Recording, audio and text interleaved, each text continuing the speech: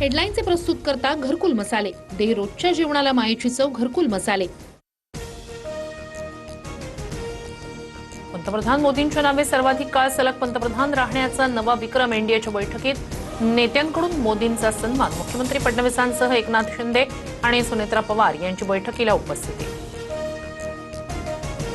काँग्रेसनं देशाला लाचार केलं, काँग्रेसमुळे देशाची प्रगती मंदावली। 2014ला देश काँग्रेसच्या कुचक्रातून आझाद झाला। पंतप्रधान मोदींची काँग्रेसवर सडकून टीका। पंडित नेहरू आणि मोदींची तुलना होऊच शकत नाही। नेहरूंनी देशाची प्रतिष्ठा राखली, देश संघटित करण्याचं काम केलं। शरद पवार यांचा हल्लाबोल, तर पंडित नेहरूंसोबत मोदींची तुलना करत नाही, फडणवीसांचं स्पष्टीकरण।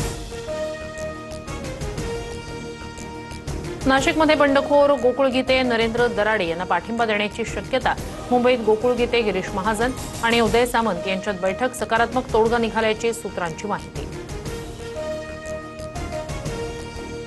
वर्धापन दिनानिमित्तानं अजित पवारांच्या राष्ट्रवादीचा आज मेळावा दुपारी 2 वाजता मुंबईतील षण्मुखानंद हॉलमध्ये सोहळा। सर्व प्रमुख नेत्यांसह पदाधिकारी उपस्थित राहणार।